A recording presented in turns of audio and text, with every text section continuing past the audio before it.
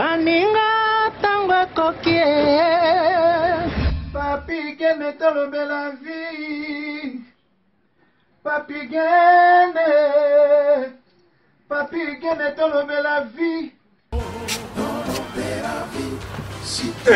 Yo suis sauté par Nazaraka moninga na yote ngai se beniko popo lipo kulutu ya baleki Nazaraka moninga na yote pe na kotika la kozala moninga na yote Papi Gen tolobe la vie Mister Siatoul Nazaraka moninga na yote Papi Gen tolobe la vie.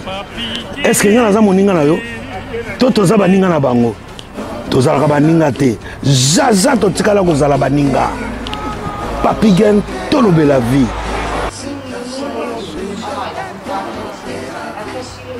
Ambro Jenny, Papi Gen, Nazara moninga na yote, Papi Gen. Nazara moninga na yote, Papi Gen. C'est impérateur de Modogo Jaffa qui fait des Finchman.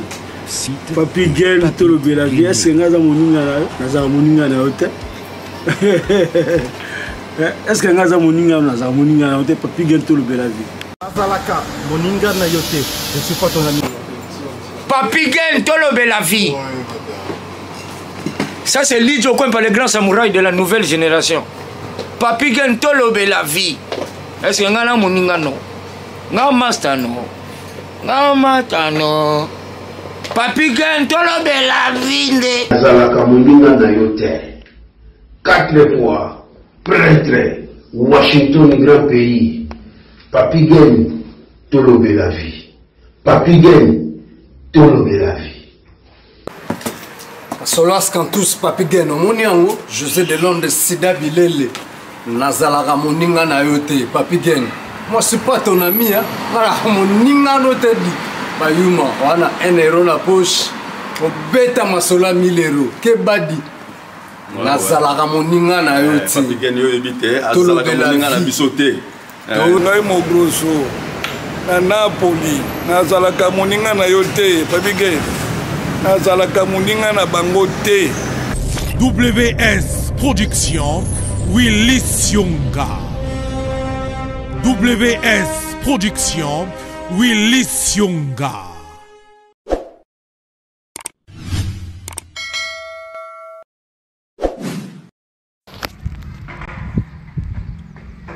Papi Gen. Nazalaka moninga na yote. Bonjour. Il y avait des amis, des Congolais qui se sont inquiétés, qui m'ont écrit. Le messager Proverbe 30, Didier Songo, Alatakala, Amalatakala, Didier Songo. Pourquoi tu ne réagis pas sur les discussions sur le changement de la Constitution? Écoutez, moi je ne suis pas Fanakwit, je ne suis pas Félix Man ou Fana Félix. Le président Félix nous a beaucoup déçus. On s'attendait à ce qu'il y ait, parce que c'est quelqu'un qui a vécu en Europe et qui a été dans l'opposition depuis longtemps. Et quand il prenait le pouvoir, nous on croyait que lui, il allait premièrement organiser le Congo, c'est-à-dire créer une nouvelle cité à Kinshasa, créer les infrastructures, créer des compagnies pour embaucher les jeunes, changer la vie quotidienne du Congo, arrêter Kamere qui est un voleur et tous les Rwandais comme Alexis Gisaro qui est membre de M23 qui est à Kinshasa pour nous défier et qui continue à nous voler dans le gouvernement, dans l'infrastructure. Donc c'est ce qu'il devait faire. Allez, Let me know if you want it, Connor. It's okay, thank you. Yeah. Donc c'est ce qu'il devait faire. Mais lui, quand il est arrivé, il arrive alors, il change des trucs. Il est dans n'importe quoi. Il laisse les voleurs. Je crois même que Moutamba, qui est en train de travailler là, Moutamba, nous le connaissons comme un fidèle kabiliste. Nous ne savons même pas si Moutamba a été envoyé par Kabila pour essayer de devenir le prochain président, parce que jusqu'à présent nous avons des preuves que Tshisekedi travaille avec les Rwandais, parce que nous avons toujours des relations avec le Rwanda. Bunagana n'a jamais été récupéré, plus de 100 localités sont entre les mains des Rwandais et Tshisekedi il multiplie de voyages, mais il n'y a pas de changement. Il parle trop, il ment trop et il laisse les pays sous leur gouvernance du Rwanda. Et il y a l'insécurité totale. Donc à Kinshasa, quand il pleut, les gens commencent à prier pour que la pluie puisse s'arrêter parce qu'il fait trop de dégâts. Alors, sur le débat des changements de constitution, c'est là où je vais essayer de parler aujourd'hui. Parce que nous, les Congolais, nous avons un grand problème. La classe politique est foutue. La classe politique doit être balayée. Tous ces politiciens-là doivent être aux arrêts parce qu'ils ne sont pas là pour les intérêts du pays. Fayoulou m'a dessus, toute l'opposition nous a dessus. Vous voyez, tous ces gens qui demandent qu'il n'y ait pas eu changement ou qu'on ne change pas la constitution, ce sont les pro-Rwanda, ce sont des Congolais corrompus, vendus, ce sont des Congolais médiocres utilisés par les Rwandais. Pourquoi la constitution doit être changée? Cette constitution-là, même si elle est changée, ça ne profite pas de Tshisekedi. Tshisekedi peut briguer un troisième mandat, mais il ne restera pas président en vie. Vous avez une constitution qui a été élaborée par des belligérants, c'est-à-dire les Rwandais, des Imakarara, tous ces Nyarugabo, Ruberois, tous ces gens-là ont manipulé la constitution. Ils ont enlevé la loi Bakajika qui disait que la terre congolaise appartient aux Congolais. Et il y avait même des lois, je crois l'article 117 qui dit que si nous voulons la paix au Congo, nous devons céder une partie de nos terres aux nos voisins, où nous avons déjà vu Kagame et tenté d'envier nos terres. Il a déjà pris plus de 100 localités. Minembwe jusqu'à présent est dirigé par des Rwandais avec la milice rwandaise. Alors vous, au lieu d'appuyer les présidents qui veulent s'en débarrasser, changeons d'abord la constitution, après nous allons chasser Tshisekedi.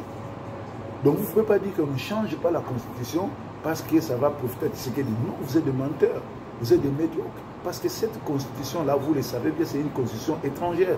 Quand Tshisekedi dit que cette constitution-là, c'est une constitution étrangère, il ne ment pas, il dit la vérité. Mais le problème, ce n'est pas ça. Le problème, c'est d'accompagner M. Tshisekedi de changer la constitution. Et après, on va voir. Même le gouvernement de la femme, là, Judith, là, qui est Premier ministre, elle ne fera rien. Elle a échoué parce que le problème au Congo, c'est un problème spirituel.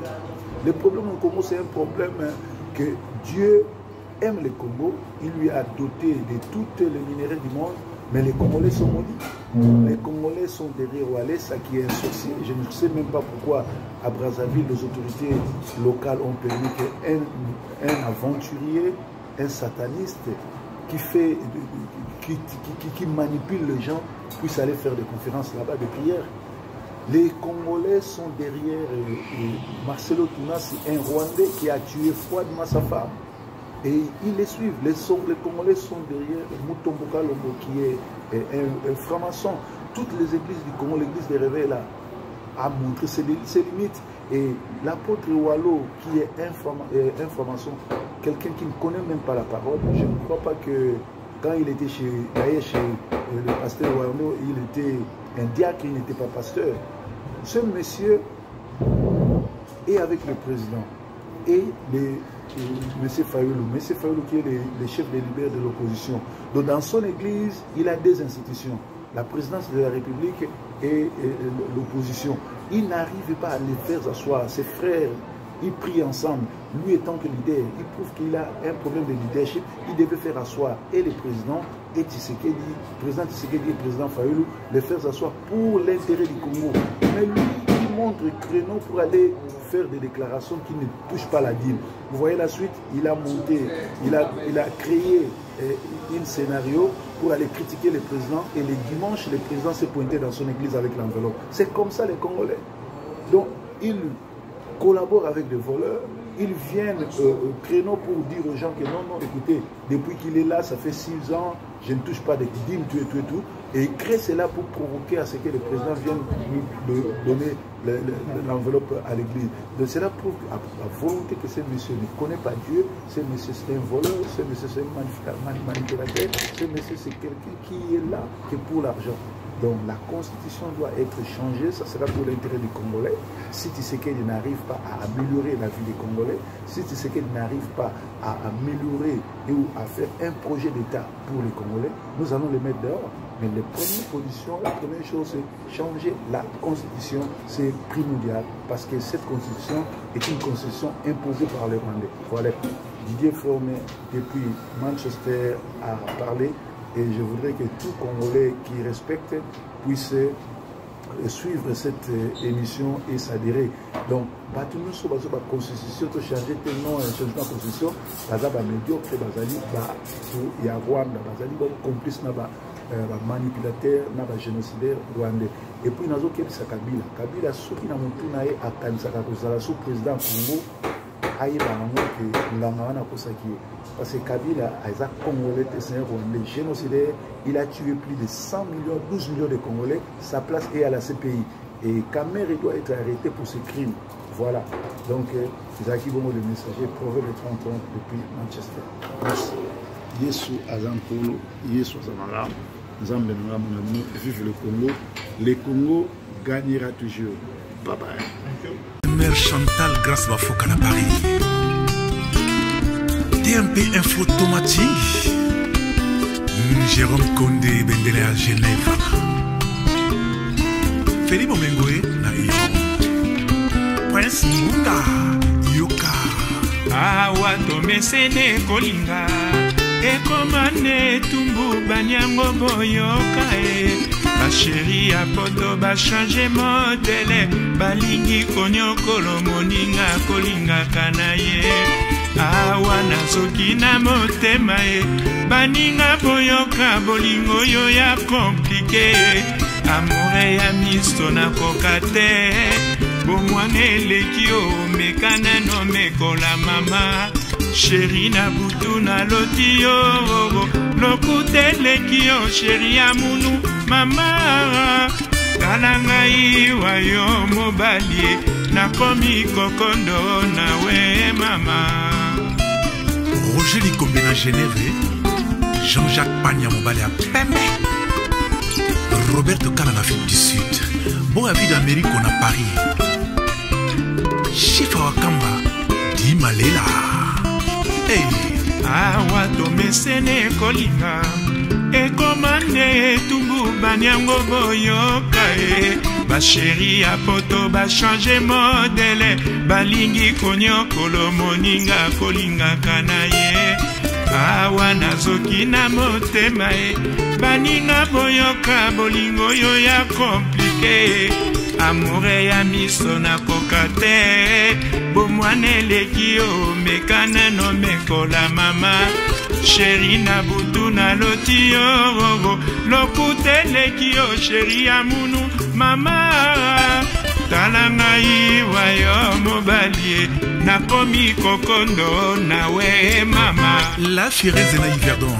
Olivier Rangombo, Philippe Makela Dunzombo, Simon Goms Bamba le Montranon, Yoka Maiko.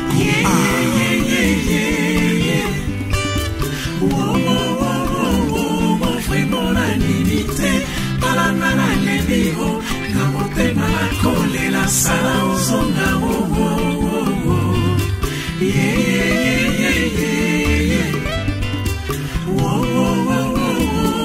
vraiment la limité, Palanana Lebiho, Namote Malakole, la Sala Ozonga, Sala Ozonga, Sala Ozonga, vraiment nandimite, Namotema molembi se poya kozela yo e, ngala kufa kaka boyo, mwana mama. Jean-Pierre Bokoutounaki. Vraiment nandimite, Palanana Lebiho, Namotema Malakole, la Sala Ozonga, Sala Ozonga Sala Ozonga vraiment nandimite.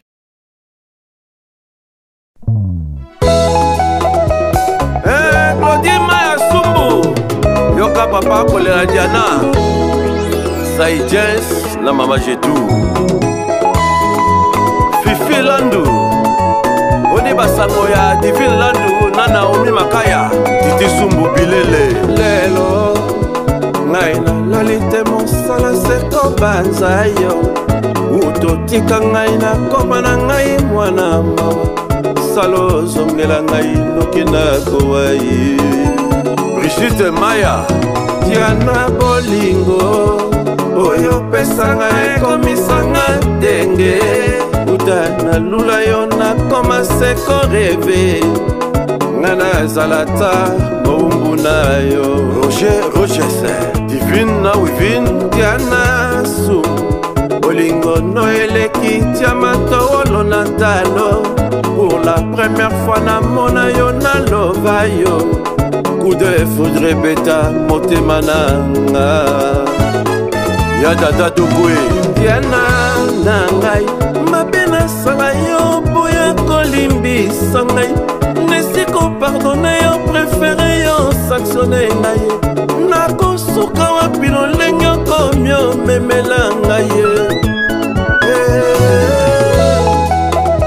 DJ Kisalou son Chideric Tamba 4 saisons tango abomwana esi elekake oni okanda lokola kake s'il te plaît songisa bolingo po motema nanga ezose nie mandalala eske ozoyeba ndenge nazosufri nakamokolala oyo nazosenti molingongo yatindinga mpe na conclure na mipesa na losambo lipasa nanga kade mama Anina na Debora yana subu nazobanga nanga deception soki moye ezali osala ta confession wana moi bambanda basalela yo promotion wana susi ya motema na ngai Dansi ya Josevo Shika Malamba Mama Bibi Nzaza Noah Diana eske zoyeba ndenge nazosufri ntango kolala ndenge nazosenti molingongo yatindinga mpe na conclure na mikaba na losambo mama Titana Kelason Hélène Nanono Sumbu Diana Sumbu nakomi obanga nanga soki moye ezali osalata wana moyiba banda basalela yo promotion wana susi ya motema nanga Tide mon perso Mwana Liège Papi Mundele Viva Menga Ami de longue date Keja Les grands déclarants Gabi Tem Mama Lumba Chile Niatie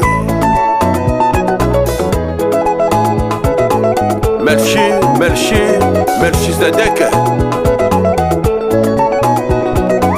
Mama Jolie Madame Aimé Namokolango ya suka yana tango toka mwanaki Niloba na nga talo ngana lingaka yo Ubwaki wapye Jana bolingo na nga ubwaki wapye Bolingo ya bomwana jana ubwaki wapye Ulrich Tondo Yakatobi na rumba